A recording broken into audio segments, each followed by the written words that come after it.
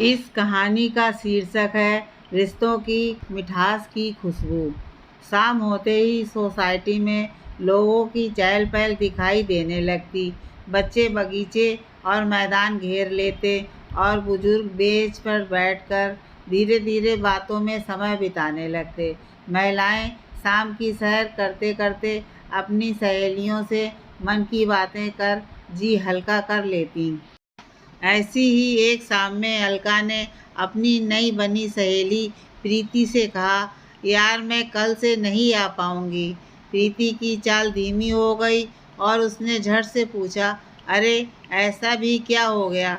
सोमवार को मेरे सास ससुर आ रहे हैं और उन्हें छोड़ने जेठ जेठानी जी भी आएंगे। उनकी तैयारी करनी है, अलका ने जवाब दिया। प्रीति ने मुंह बिगाड़ते हुए कहा, सचमुच ये ससुराल वाले बहुत परेशान करते हैं। मैंने तो अजय से कह दिया है कि मुझे इन झंझटों में मत डालना।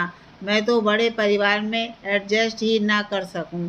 अजय भी अपने दोनों भाइयों और बड़ी बहन से कम ही रिश्ता रखते हैं। तुम भी जरा स्मार्ट बनो। तभी अलका का फ़ोन बज उठता है। फ़ोन उसकी बेटी का था, जो कुछ ज़रूरी काम से उसे बुला रही थी। दोनों सहेलियों की बात अधूरी ही रह गई और दोनों अपने अपने घर चली गईं। 3-4 दिन बाद प्रीति दवाई की दुकान से अपनी दवा ले रही थी कि उसने देखा अलका की बेटी अपनी दादी के साथ खड़ी है।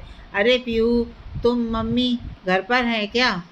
पीहू ने दवा की पर्ची दिखाते हुए कहा, आंटी मम्मी की तबीयत बहुत खराब है। प्रीति ने चिंता भरे स्वर में पूछा, क्या हुआ मम्मी को? पास खड़ी अलका की सास ने कहा, बेटी अलका के लीवर में सूजन आई है, कल ही रिपोर्ट आई है, बस ईश्वर उसे जल्दी ठीक करें। प्रीति ने कहा, आंटी जी फिर खाना वगैरह? पीहू बोली, आंटी मेरी बड़ी मम्मी और दादी मिलकर सब करते हैं। दादी और पीहू दवा लेकर निकल गए। प्रीति भी अपनी दवा लेकर फुर्ती से घर पहुंची और तुरंत अलका को फ़ोन लगाया। अलका ने कमज़ोर आवाज़ में कहा, हाँ प्रीति कैसी हो? अरे मैं ठीक हूँ, तुझे क्या हुआ? मुझे बताया तक नहीं, कैसी है? इतने मेहमान हैं तेरे घर, तेरा तो आराम ही नहीं होता होगा। सबको रवाना क्यों नहीं कर देती? प्रीति ने एक सांस में बात कह दी। प्रीति मेरे घर वाले बहुत अच्छे हैं और सभी को मेरी चिंता है। पीहू को भी फिक्र नहीं करनी पड़ती। सब घर पर हैं तो मैं निश्चिंत हो गई हूँ। हॉस्पिटल में भी जाना हो तो घर की पीहू की कोई चिंता नहीं होती, अलका ने कहा। अलका ज़्यादा नहीं बोल पा रही थी, इसलिए तुरंत ही फ़ोन रख दिया। प्रीति फ़ोन रखते ही अतीत की गलियारों में खो गई। उसे याद आया कि जब उसका बेटा वंश पैदा होने वाला था, तब उसकी सास ने कितनी बार कहा था कि वो प्रीति के साथ रहना चाहती है, लेकिन प्रीति नहीं मानी थी और अपने मायके चली गई थी। ननद के साथ भी प्रीति की नहीं जमती थी। दिवाली पर भी प्रीति को अपने ससुराल से ज़्यादा हिल स्टेशन जाना अच्छा लगता था। पति भी घर में शांति बनी रहे इसलिए ज़्यादा नहीं बोलता। समय मिलने पर अकेले अपने परिवार से मिलकर आ जाता। प्रीति को अकेले रहना ही पसंद था। कुछ दिन बीते और अलका ठीक हो गई और उसने प्रीति को अपने घर बुलाया। प्रीति जब अलका के घर गई तो अलका की जेठानी ने चाय नाश्ता दिया। प्रीति ने चाय की चुस्की लेते हुए कहा, आपके जैसी जेठानी और सास हर किसी को नहीं मिलती। अलका की सास बोली, ऐसा नहीं है बेटी, कोई भी रिश्ता परफेक्ट नहीं होता।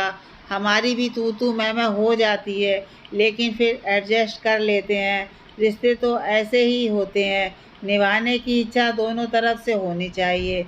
आजकल रिश्ता सिकुड़ते जा रहे हैं, ऐसे समय हम सबको मिलजुल कर एक परिवार बनकर रहना ही चाहिए। प्रीति को अब रिश्तों की मिठास की खुशबू आने लगी थी। उसे भी लगा कि सचमुच अलका कितनी खुश नसीब है कि ऐसा परिवार मिला। सबसे मिलकर प्रीति घर आई तो उसने बंश से कहा, बेटा दादा दादी के घर जाना है। बंश बोला, हाँ चलो चलो, पिंकू भी है वहाँ, बहुत मज़ा आएगा। रात पति के आते ही प्रीति ने अपनी दिल की बात कही तो पति का मुंह खुला का खुला रह गया। उसे यकीन ही नहीं हो रहा था कि प्रीति ऐसा कुछ बोलेगी। टिकट कन्फर्म होते ही वे सभी घर पहुँचे। प्रीति की सास बंस को देख अपने आंसू न रोक पाई। पिंकू तो खुशी से झूम उठा। प्रीति को गले लगाकर उसकी सास ने कहा, बहुत अच्छा लगा बेटी, तुम लोग आ गए। प्रीति ने भी महसूस किया कि सचमुच यदि इंसान चाहे तो अपने सारे रिश्ते खुशी खुशी निभा सकता है। थोड़ी बहुत बोलाचाली हो भी जाए तो भी क्या, रिश्ता तो निभाना ही चाहिए। आज के व्यस्त जीवन में जब एकल परिवार में रहना लोगों की पसंद बन गया है और रिश्तों में पहले जैसी मिठास नहीं, तब हम सबका फर्ज बनता है कि सब मिलजुल कर एक परिवार बनकर रहें, रिश्तों को विस्तार दें, ना कि उन्हें सिकुड़ने दें।